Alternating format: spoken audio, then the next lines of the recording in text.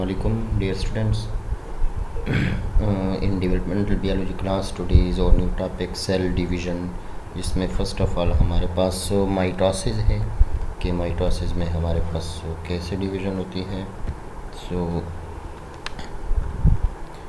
Reason for mitosis अगर हम देखें तीन मेन रीज़न है माइटोसिस की। सेल की ग्रोथ को कंटिन्यू रखने के लिए, रिपेयर या हेलिंग प्रोसेस के लिए, और हैज़ ए सेक्शुअल रिप्रोडक्शन। ये तीन मकासद के लिए हम माइटोसिस सेल्स के अंदर करते हैं। अब सेल डिवीज़न बाय माइटोसिस कैसे हैं?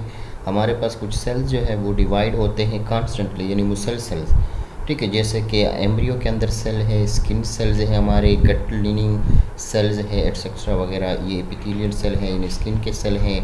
ये हमारे पास इंटेस्टिनियल सेल्स हैं, ये एम्ब्रियो। तो इस टाइप की सेलों की कॉन्स्टेंटली डिवीज़न होती है, और ये कॉन्स्टेंटली डिवीज़न जो शो करते हैं ये थ्रू माइटोसिस शो करते हैं। सेल डिवीज़न हमारे पास और सेल जो है वो भी डिवाइड होते हैं रियरली, यानी बहुत कम या बिल्कुल नेवर, जैसे कि ब्रेन सेल्स जो है, और ये स्पाइनल कार्ड सेल्स वगैरह जो है, और ये कार्डियक सेल्स वगैरह जो है, यानी ये मतलब कि बहुत कम ही डिवीज़न करते हैं या बिल्कुल डिवीज़न शो ही नहीं करते। सेल डिवीज़न हमारे पास दो काइंड्स की है। फर्स्ट नंबर है माइटोसिस, जो कि हमारे पास सोमेटिक सेल्स डिवीज़न है। सेकंड नंबर पे होता है मियासिस, जो कि हमारे पास सेक्स सेल्स की न्यू क्रिएशंस को, ठीक है, यानी जर्म सेल्स को डिवाइड करने के लिए, जर्म सेल्स को की प्रोडक्शंस के लिए जो हमारे पास होती है। तो ये स्पर्म सेल्स, एग सेल्स वगैरह जो है ह्यूमन के, और ये आपके पास जो है ना पेंक्रियाटिक सेल्स है जिसमें आपके पास माइटोसिस होता है। तो इट मीन्स कि सेल डिवीज़न हमारे पास दो किस्म की होती है। सेल डिवीज़न की वोकैबुलरी अगर हम देखें तो सोमेटिक सेल्स क्या है हमारे पास? सोमेटिक सेल्स बॉडी सेल्स हैं, वो सेल्स, ठीक है, जिसके जीन्स आपके पास तो फ्यूचर जनरेशन में पास्ट नहीं होते, वो सोमेटिक सेल्स कहलाते हैं।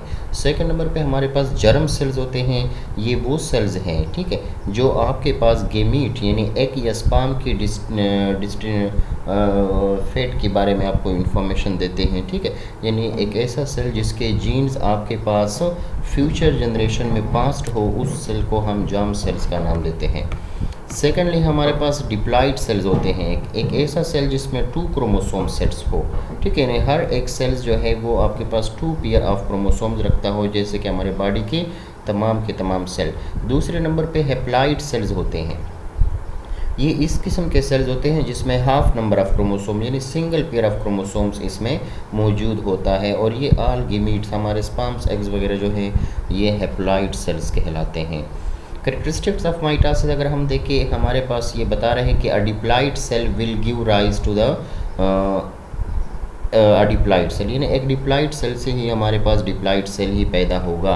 Chromosome number remain the same, chromosome number बिल्कुल सेम रहेंगे, और इसके अलावा द डीएनए रिमेन आइडेंटिकल, यानी द सेम, और डीएनए भी बिल्कुल सेम रहेगी, किसी किस्म की म्यूटेशन वगैरह उसमें नहीं होगी।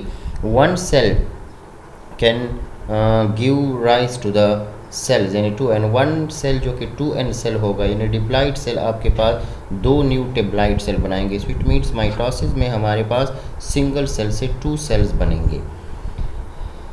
नेक्स्ट हमारे पास है सेल साइकिल्स, ठीक है, यानी कोई भी सेल हमारे पास एक प्रोसेस से गुजरता है, जिसे हम ग्रोथ भी कहते हैं, डेवलपमेंट भी कहते हैं, और रिप्रोडक्शन भी कहते हैं।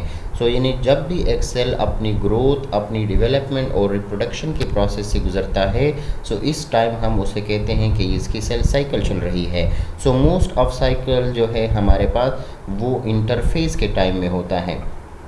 ये आपके पास देखिए, ये हमारे पास इंटरफेस की एक इमेज दी गई है। इंटरफेस में आप देखिए G1 है, फिर आपके पास जो है ना S फेज़ है, फिर G2 है, और फिर इसके बाद माइटोसिस की फेज़ शुरू होगी जिसमें आपके पास सेल की डिवीज़न होगी। और लॉन्गेस्ट फेज़ जो है सेल साइकिल की वो यही इंटरफेज़ है, और ये बेसिकली आपके पास मज़ीद यानी फर्दर 3 सब स्टेजेस पे कंसिस्ट होता है, जिसमें आपके पास G1 भी होता है, S भी होता है, और हमारे पास G2 फेज़ जो है ना वो भी मौजूद होता है। सेल डिवीज़न अगर हम देखें तो हमारे पास तमाम लिविंग ऑर्गेनिज्म के सेल्स जो है वो आपके पास दूसरे सेलों से मिलके बने हैं, ठीक है, और इसके अलावा माइटोसिस ही के ज़रिए से हमारे पास न्यूक्लियस जो है सेल का वो डिवाइड होता है, पहले वो दो न्यूक्लियाई में और फिर वो दोनों न्यूक्लियाई हमारे पास जो है आइडेंटिकल जेनेटिक इंफॉर्मेशन रखते हैं, यानी मतलब सेम नंबर ऑफ क्रोमोसोम और सेम डीएनए रखते हैं, उसमें किसी किस्म की मतलब वहाँ पे चेंजेस या वेरिएशन मौजूद नहीं होते। नेक्स्ट हम माइटोसिस पे आते हैं। माइटोसिस हमारे पास वो प्रोसेस है जिसमें दो आइडेंटिकल या जेनेटिकली आइडेंटिकल सेल्स हमारे पास पैदा होते हैं या बनते हैं। माइटोसिस जो है उसको हमारे पास मंदरजाजिल स्टेजेस से रेफर दिया हुआ है, यानी कि हवाला दिया हुआ है, जिसमें आपके पास प्रोफेज भी हम स्टडी करेंगे, मेटाफेज भी स्टडी करेंगे, एनाफेज भी और टीलोफेज। ये आपके पास एज ए होल माइटोसिस का एक इमेज दिया हुआ है, ठीक है, एक डायग्राम है, फ्लो डायग्राम, ठीक है, जिसमें हम आपके पास हर एक स्टेज को डिटेल के साथ स्टडी करेंगे।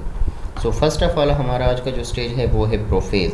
प्रोफेज में हमारे पास सेल जो है वो अपनी डिवीजन को शुरू करता है और यहाँ पर क्रोमोसोम कंडेंस्ड हो जाते हैं, ठीक है। ये अनकंडेंस्ड फॉर्म है डीएनए का और ये आपके पास कंडेंस्ड फॉर्म है, जिसमें आपके पास पेयर ऑफ क्रोमोसोम मुकम्मल तौर पे हाईली कंडेंस्ड हो चुके हैं। ये देखिए आपके पास डीएनए है और ये डीएनए जो है ये आपके पास यानी क्रोमेटिन की फॉर्म में है जो कि अनबाइंड है, और फिर क्रोमेटिन जाके हमारे पास मज़ीद जब कंडेंसेशन करते हैं तो ये आपके पास एक होली क्रोमोसोम्स है, ठीक है, जो कि यानी हाईली कंडेंस्ड फॉर्म की है, जिसकी तकरीबन हमारे पास 5 सेंटीमीटर लेंथ कंसीडर किया जाता है कि एक नॉर्मल क्रोमोसोम्स जो है इसकी। सो प्रोफेज में क्या होता है? प्रोफेज में फ़र्स्ट ऑफ ऑल हमारे पास न्यूक्लियर इन्वेलप जो है वो डिसअपियर हो जाता है, यानी न्यूक्लियस के ऊपर जो अपना मेम्ब्रेन है हमारे पास वो ख़त्म हो जाता है, गायब हो जाता है। सेकेंडली हमारे पास सेंट्रियोल जो है वो अपोजिट पोल पे माइग्रेशन कर लेते हैं, ठीक है, यानी हमारे पास अपोजिट पोल पे सेंट्रियोल चले जाते हैं। ये एस्टर्स आपको नज़र आ रहे हैं और ये फिर स्पिंडल फाइबर्स बनाएंगे, यानी asters and spindle fibres form, ठीक है, यानी कि सेंट्रियोल से एस्टर और स्पिंडल फाइबर बन जाएंगे जो कि वो क्रोमोसोमों के साथ अटैचमेंट करेंगे।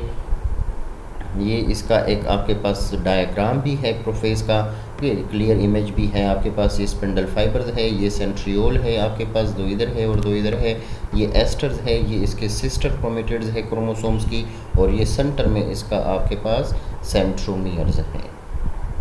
तो थैंक यू, आज हमारा प्रोफेज हो गया। नेक्स्ट क्लास में हम मेटाफेज एनाफेज वगैरह को डिटेल के साथ स्टडी करेंगे।